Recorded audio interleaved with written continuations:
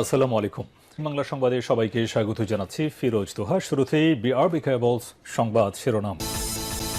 বাংলাদেশের সর্বশেষ গুরুত্বপূর্ণ আপডেট সংবাদে আপনাকে স্বাগত। শুরুতেই সংবাদ শিরোনাম, পরে বিস্তারিত। প্রথমেই জানাবো আমাদের হাতে থাকা সর্বশেষ গুরুত্বপূর্ণ সবথেকে তাজা আপডেট সংবাদ। সীমান্তের টহল এবং নিরাপত্তা জোরদার। সিলেটের সীমান্তে বিএসএফের গুলি, পাল্টা জবাব বিজিবির। সিলেটের গোয়াইনঘাট উপজেলার সোনারহাট সীমান্ত এলাকায় ভারতীয় বিএসএফের গুলি ছুড়লে জবাবে পাল্টা গুলিবর্ষণ করেছে বাংলাদেশের বিজিবি। এই ঘটনার পরপরই সীমান্ত এলাকায় বিজিবির টহল এবং নজরদারি জোরদার করা হয়েছে। তবে এই ঘটনায় কেউ হতাহত হয়নি। বর্তমান সীমান্ত পরিস্থিতি শান্ত এবং স্বাভাবিক রয়েছে। এই ঘটনায় বিজিবির পক্ষ থেকে আজ এক প্রেস বিজ্ঞপ্তিতে বিষয়টি নিশ্চিত করা হয়েছে।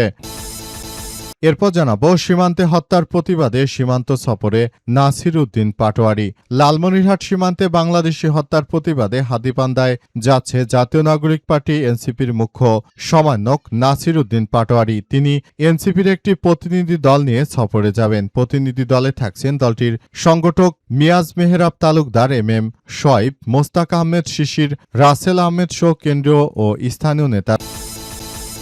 এদিকে চট্টগ্রামে দেয়াল জুড়ে নতুন করে জুলাই গ্রাফিতি অঙ্কন। চট্টগ্রামের টাইগার পাস মোড় এলাকায় সোমবার সন্ধ্যা নামার আগেই পরিণত হয় এক রাজনৈতিক সাংস্কৃতিক মঞ্চে, যেখানে দেয়াল শুধু ইট বালু সিমেন্টের কাঠামো নয়, হয়ে ওঠে স্মৃতি, প্রতিবাদ আর প্রতীকী ইতিহাসের ক্যানভাস। সেখানে বিভিন্ন জায়গায় দেখতে পাওয়া গেছে যে 90% পতন হয়ে গেছে, 10% ধাক্কা দিন ভিপি। এই ঘটনার মধ্য দিয়ে আসলে সবকিছু এগিয়ে যাচ্ছে এবং বিএনপিকে মূলত তারা টার্গেট করছে, এমন কথা অনেকে বলাবলি করছে।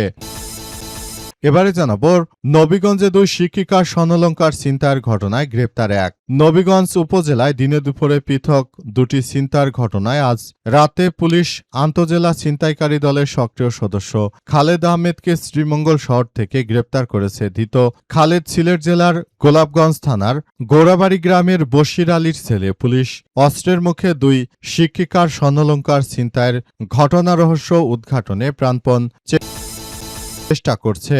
এবং সর্বশেষ জানাবো মির্জা আব্বাসকে দেখতে হাসপাতালে জামাতের সেক্রেটারি জেনারেল। মালয়েশিয়ার প্রিন্স কোর্ট হাসপাতালে চিকিৎসাধীন বিএনপির স্থায়ী কমিটির সদস্য মির্জা আব্বাস ও ঢাকা 8 আসনের সদস্য মির্জা আব্বাসকে দেখতে গেলেন বাংলাদেশ জামাত ইসলামের সেক্রেটারি জেনারেল অধ্যাপক মিয়া গোলাম পরোয়ার। এই ঘটনার মধ্য দিয়ে আসলে তিনি এমনভাবে কার্যক্রম চালিয়ে যাচ্ছেন, মনে হচ্ছে যে তিনি হয়তো আবারও ফিরে আসবেন খুব দ্রুত আমাদের মাঝে। প্রিয় দর্শক, এতক্ষণ শুনছিলেন সংবাদ শিরোনাম, এবারে বিস্তারিত। তবে তার আগে বন্ধুরা অনুরোধ থাকবে এই সংবাদটিতে একটি লাইক দিন।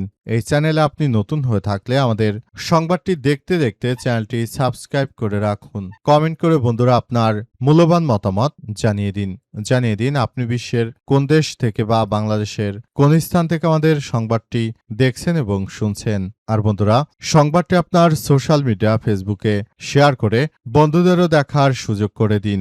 গাজা যুদ্ধে আপনি যদি নিরীহ ফিলিস্তিনিদের ভালোবেসে থাকেন বন্ধুরা, কমেন্টে ইয়েস লিখে পুরো বিশ্বকে আমাদের এই তাজা আপডেটটি দেখার সুযোগ করে দিন। এবারে বিস্তারিত। সিলেট সীমান্তে বিএসএফের গুলি, পাল্টা জবাব বিজিবির। সীমান্তে টহল এবং নিরাপত্তা জোরদার। সিলেটের গোয়াইনঘাট উপজেলায় সোনারহাট সীমান্ত এলাকায় ভারতীয় বিএসএফ এর গুলি ছুড়লে জবাবে পাল্টা গুলি করেছে বাংলাদেশের বিজিবি। ঘটনার পরপরই সীমান্ত এলাকায় বিজিবির টহল এবং নজরদারি জোরদার করা হয়েছে। তবে এই ঘটনায় কেউ হতাহত হয়নি। সীমান্ত পরিস্থিতি শান্ত ও স্বাভাবিক রয়েছে। মঙ্গলবার বিজিবির এক প্রেস বিজ্ঞপ্তিতে এই তথ্য নিশ্চিত করা হয়েছে।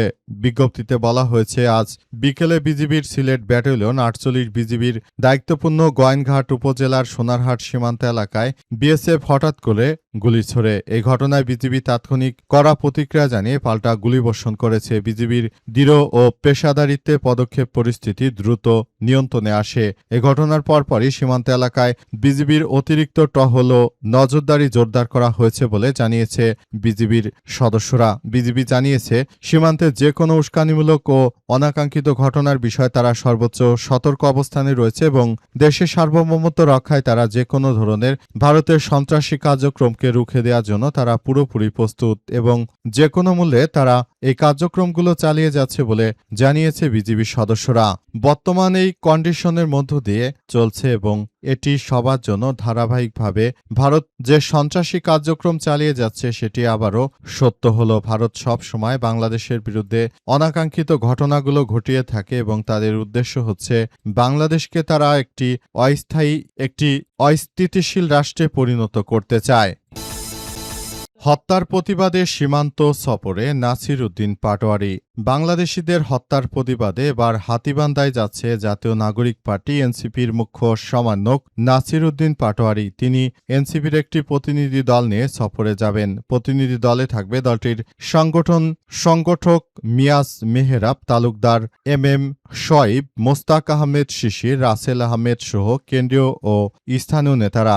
আজ এনসিপি জানিয়েছে যে প্রতিনিধি দলটি ভারতীয় সীমান্তরক্ষী বাহিনী বিএসএফ এর গুলিতে নিহত সীমান্ত শহীদ মোহাম্মদ খাদিমুল ইসলামের কবর জিয়ারত, আহত ও নিহতর পরিবারের সদস্যদের সঙ্গে সাক্ষাৎ এবং চলমান সীমান্ত পরিস্থিতি নিয়ে তারা আলোচনার উদ্দেশ্যে যাবেন। নাসির উদ্দিন পাটোয়ারি তিনি বাংলাদেশের একজন তরুণ নেতৃত্ব। তিনি এমনভাবে আসলে বাংলাদেশটাকে তিনি রিপ্রেজেন্ট করছেন সেটি দেখার জন্যই এই মুহূর্তে সবাইকে আসলে যেতে হচ্ছে এবং এই মুহূর্তে সবাইকে নিয়ে সুন্দরভাবে আমরা কার্যক্রম চালিয়ে যাচ্ছি বলে এমন তথ্য সামনে এসেছে। নাসির উদ্দিন পাটোয়ারি তিনি এমন একজন মানুষ, তিনি মূলত সবকিছু দেখভাল করছেন এবং তিনি আবারও বাংলাদেশটাকে সুন্দরভাবে সাজিয়ে গুছিয়ে নতুন কার্যক্রম আসলে চালিয়ে যাচ্ছে। এটি সবার জন্য বড় ধরনের এক সংগ্রামী জীবন প্রতিষ্ঠিত করে। এই ঘটনার মধ্য দিয়ে মূলত বাংলাদেশটা আবারও ভালো অবস্থানে যাবে সেই প্রত্যাশা আমাদের সবার। আমরা মনে করি বাংলাদেশে ভারতের আধিপত্যবাদ আর চলতে দেয়া হবে না, কারণ তারা বাংলাদেশের নাগরিকদের যেভাবে সীমান্তে হত্যাকাণ্ডের ঘটনা ঘটায় এটি আসলে গ্রহণযোগ্য নয়। চট্টগ্রামে দেয়াল জুড়ে নতুন করে জুলাই গ্রাফিতি। চট্টগ্রামে টাইগার পাস এলাকায় সোমবার সন্ধ্যা নামার আগেই পরিণত হয় এক ধরনের রাজনৈতিক ও সাংস্কৃতিক মঞ্চে, যেখানে দেয়ালে শুধু ইট সিমেন্ট কাঠামো নয়, হয়ে ওঠে স্মৃতির প্রতিবাদ আর প্রতীকী ইতিহাসের ক্যানভাস। সন্ধ্যা ৭টা সিটি কর্পোরেশনের প্রধান গেটের বিশাল দেয়াল ঘিরে জমে ওঠে মানুষের ভিড়। রং তুলি আর স্প্রে ক্যানের শব্দে ধীরে ধীরে বদলে যেতে থাকে সাদা ফ্যাকাশে দেয়াল। জুলাই গ্রাফিতি নামে ওই উদ্যোগে অংশ নেন তরুণ তরুণীরা, শিল্পী এবং নানা বয়সের মানুষ। কেউ আঁকছেন প্রতিবাদের মুখ, কেউ লিখেছেন স্লোগান, কেউ আবার রঙের ভেতরে খুঁজে নিচ্ছেন হারানো দিনগুলোর ছায়া। এটি ছিল নগর সিটি কর্পোরেশনের উদ্যোগ। কিছুটা দূরেই টাইগার পাস মোড়, সেখানেও 7:30টার দিকে শুরু হয় আরেকটি গ্রাফিতি কর্মসূচি এনসিপির ব্যানারে। এর আগে গ্রাফিতি আঁকা শুরু করে গণ অধিকার পরিষদ, 3টি আলাদা জায়গায় 3টি আলাদা সময়, কিন্তু